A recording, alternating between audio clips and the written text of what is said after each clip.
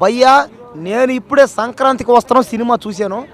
అబ్బా అబ్బా అన్న, ఈ సంక్రాంతికి వస్తున్నాం సినిమా ఉందన్న, ఈ సినిమాలో నేను నవ్వి నవ్వి నవ్వి థియేటర్లో పడిపోయిన అంతే అన్న. నిజంగా అన్న, ఇంకా సంక్రాంతి అంటేనే వెంకటేష్ అంతే. అందుకనేమో వెంకటేష్ గతంలో కూడా సంక్రాంతి అనే సినిమా తీశాడు, ఇప్పుడు మళ్ళీ సంక్రాంతికి వస్తున్నాం అనే సినిమా కూడా తీశాడు. ఈ సినిమా అయితే పెద్ద ఇంట్రెస్ట్ ఇట్టాను అంతే. ఇది కామెడీలో వెంకటేష్ని కొట్టే వాళ్ళే లేరంతే.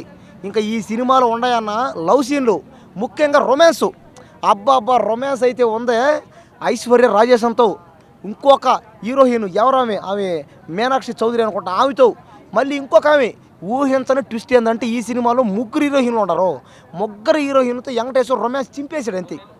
ఆహా, ఈ సినిమాలో లవ్ స్టోరీలు కానీ, యాక్షన్ సీన్లు, మధ్య మధ్యలో కొన్ని ఫైట్లు కానీ సూపర్ ఎక్సలెంట్ అద్భుతం అంతే. ఇంకా మధ్య మధ్యలో ఫ్యామిలీ ఎంటర్టైన్మెంట్ ఈ సినిమా.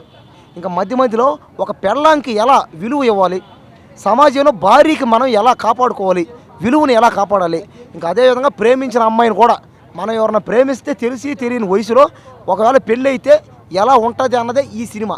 ఇంకా ఈ సినిమాలో అయితే ఇంకా ముఖ్యంగా చెప్పాల్సింది మ్యూజిక్ అయితే రమణ గోగుల గారు సూపర్ ఎక్సలెంట్ అంతే. ఆ పాటలు ఉన్నాయి, ఆ గోదావరి గట్టు మీద పాటకైతే నేను లేచి డ్యాన్స్ చేసి అంతే. అంటే నేనేమనుకున్నానంటే గేమ్ చేంజరు, డాకు మహారాజు యాక్షన్ సినిమా లాగా ఇది ఉంటుంది అనుకున్నా. ఈ సినిమాలో యాక్టింగ్ ఉంది, యాక్షన్ ఉంది, ఇంకా ఎంటర్టైన్మెంట్ ఉంది, ఇంకా రొమాన్స్ కూడా ఉంది. అన్నీ కలగలిసిన సినిమా సంక్రాంతికి వస్తున్నాం. ఈ సినిమా ఇంకా సంక్రాంతికి విన్నర్ ఎవరయ్యా అని అడిగితే ఖచ్చితంగా వెంకటేష్ అని చెప్పచ్చు అంతే. ఇంకా ఖచ్చితంగా వెంకటేష్ సంక్రాంతికి విన్నర్ అంతే.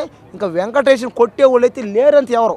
కావాలంటే ఒక్కసారి మీరు దయచేసి ఒక్కసారి ఇప్పటిదాకా game changer, Daaku Maharaj cinema చూశారు, ఒక్కసారి సంక్రాంతికి వస్తున్నాం ఈ సినిమా చూడడానికి థియేటర్కి రండి. మీరు ఇంకా మీరు వెంకటేష్కి ఫ్యాన్ అయిపోతారు.